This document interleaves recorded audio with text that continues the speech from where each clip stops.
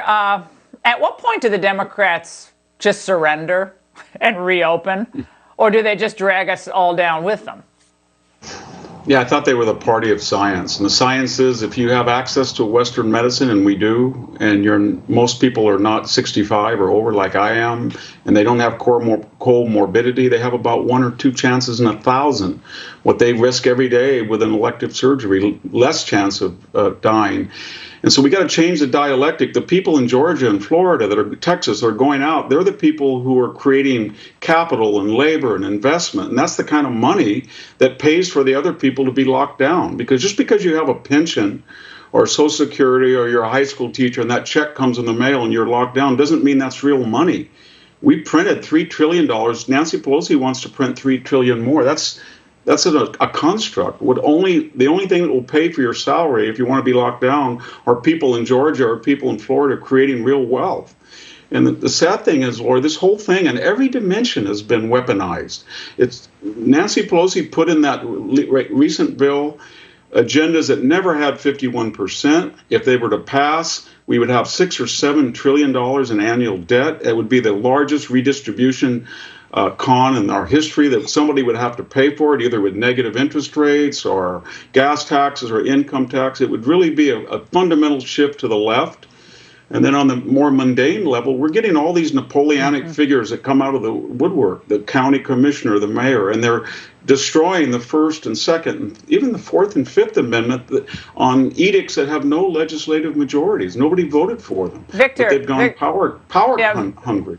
Yeah, the power-hungry little mini tyrants, they're so annoying at every level. It's not about science. This is about them and perpetuating power. But, Victor, you know what I really am amazed by is after they've been exposed for screwing up the old folks' homes in New York, Governor Cuomo is claiming, well, he's letting half the regions in his state reopen.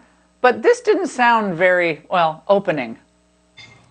Residential commercial construction, we must all have masks. The employer must provide the masks, any gloves, and there's no congregate meetings.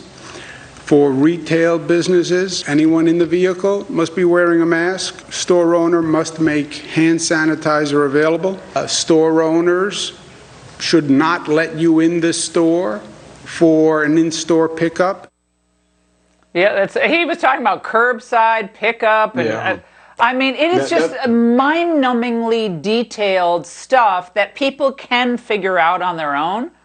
I think. Yeah, well, it's tragically ironic, Laura, because if that Governor Cuomo or the New Jersey governor or the mayor of New York, which account for about half the deaths in the United States in those 2 states, along with Massachusetts, if they just said instead of that speech, we're not going to send active cases into nursing homes. We're going to clean the subways every night, and we're going to social distance on public transportation. We wouldn't have half the deaths in the United States in 2 or 3 states.